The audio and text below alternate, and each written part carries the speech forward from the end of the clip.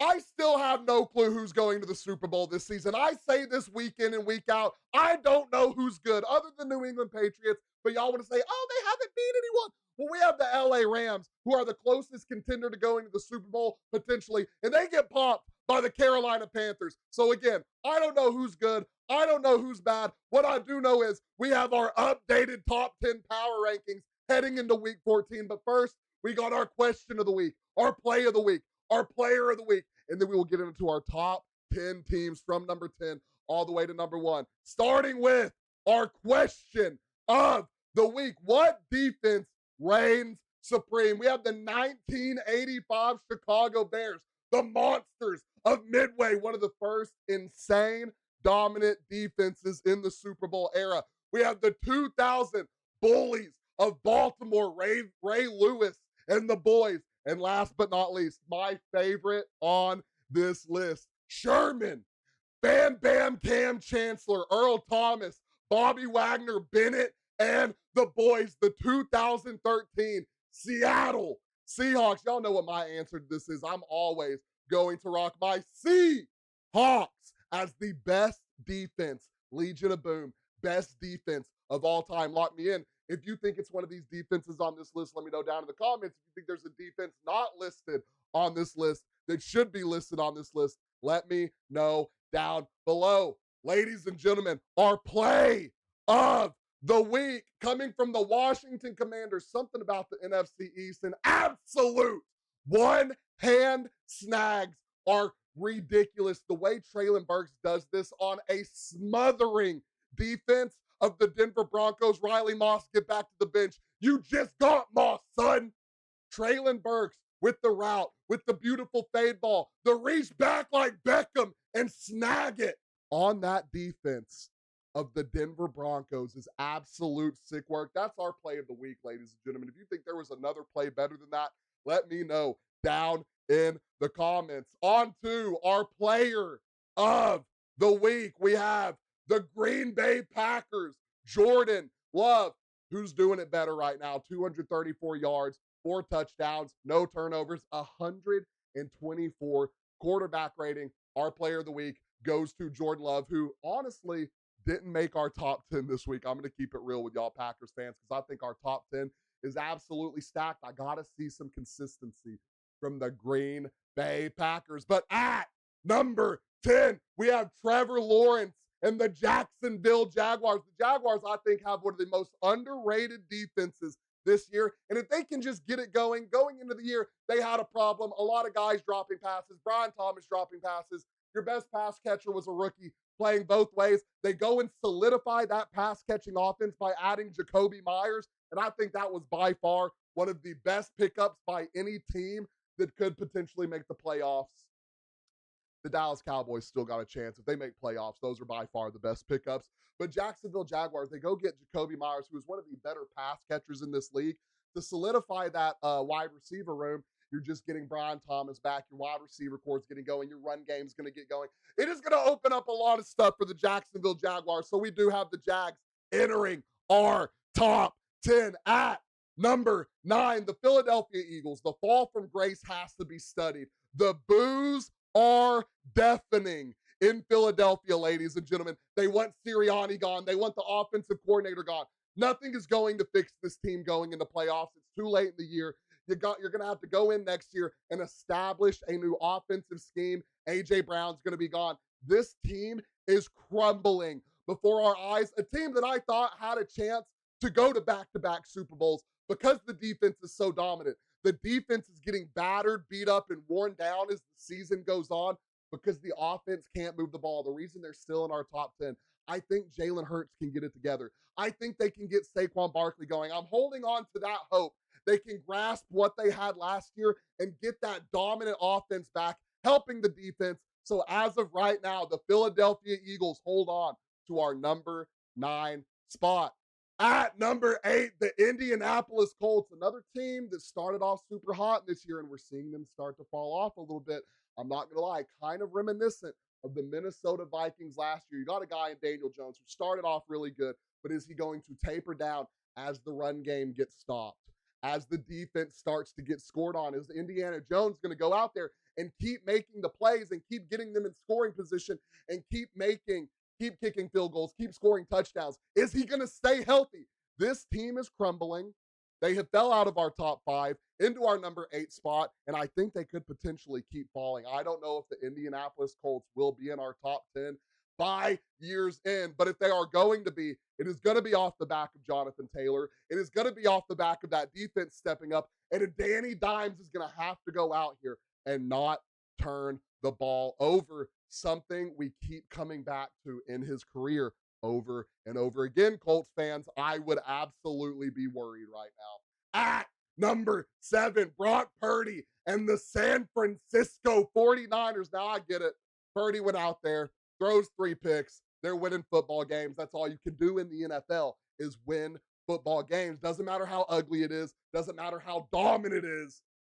We'll get to that here in a little bit, though. The San Francisco 49ers are one of the best teams in the league, and that is saying how beat up they are on both sides of the ball. They don't have their wide receiver one.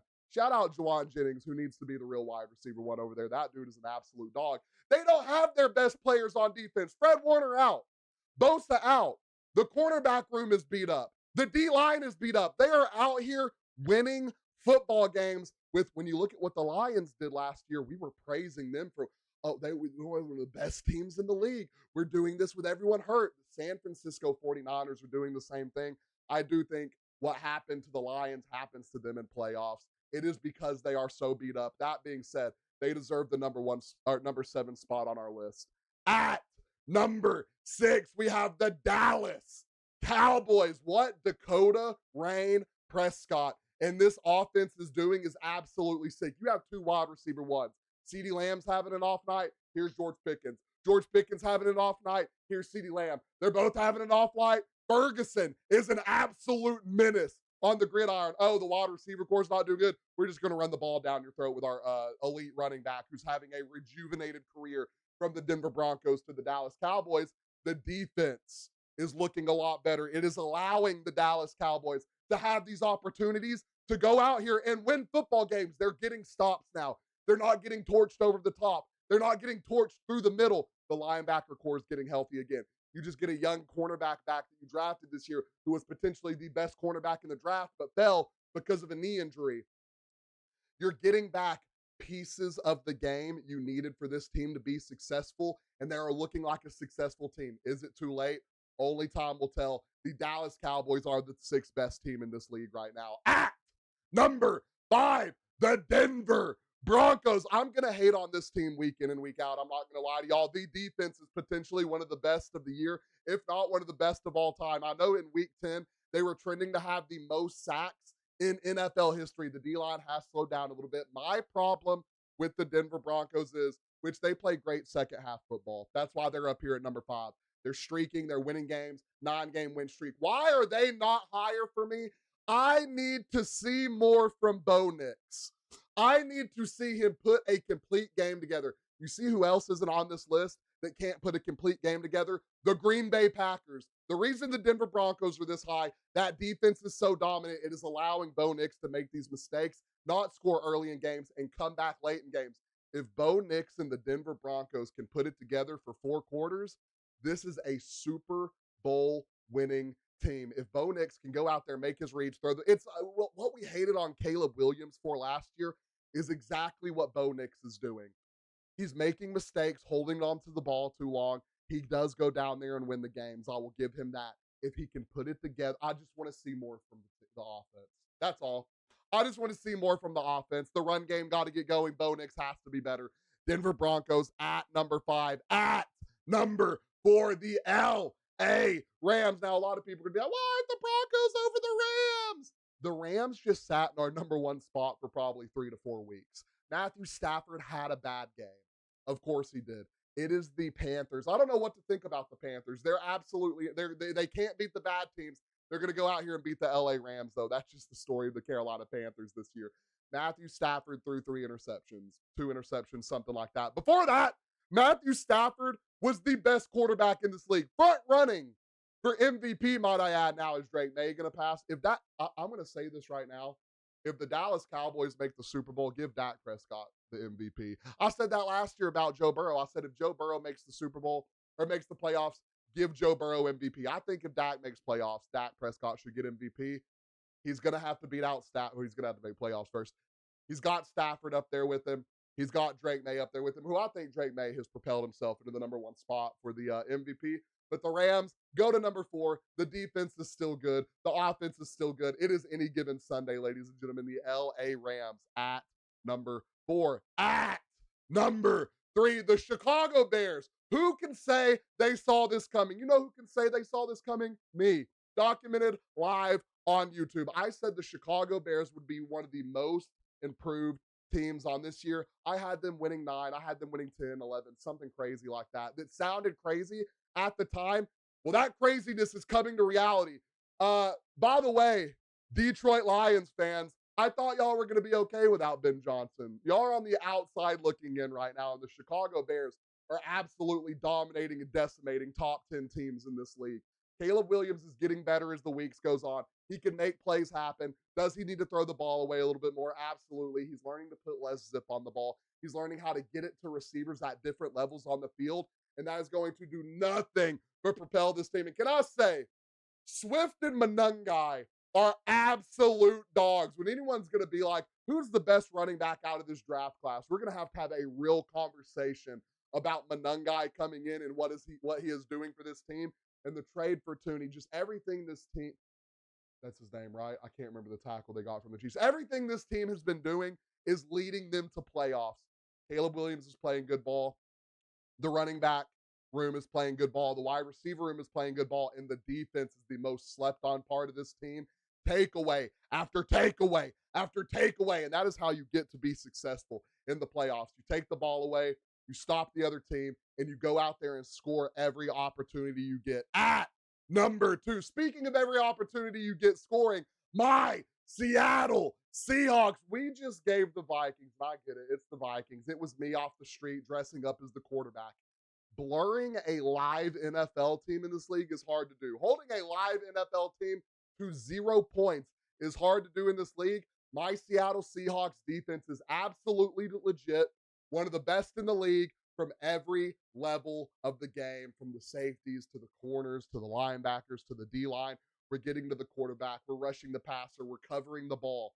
And then the offensive, dear Lord, what did Jameis Winston say? If you can just deliver Sam Darnold from the picks, we would go out here and we would put another ring on it. And who better would it be to be against than our number 1 team, the New England Patriots, Drake May and the boys. Drake May might have one of the best deep ball passes I have seen in the league. If you don't watch a lot of Patriots game, I implore you to go and watch some Drake May film. This dude has what it takes to be the franchise guy in New England. I know it's like they just lost Brady. When are they going to be bad? They had like 3 years of being bad, and now Drake May steps in the picture, and he is here to stay. And he's doing it with guys that when this wide receiver core gets better, this is going to be a dynasty again. I am calling it right now. The New England dynasty will be back within the next 5 years of football. They're going to get better on the wide receiver core. The O-line is going to do nothing but get better. The wide receiver core or the running back room is going to get older,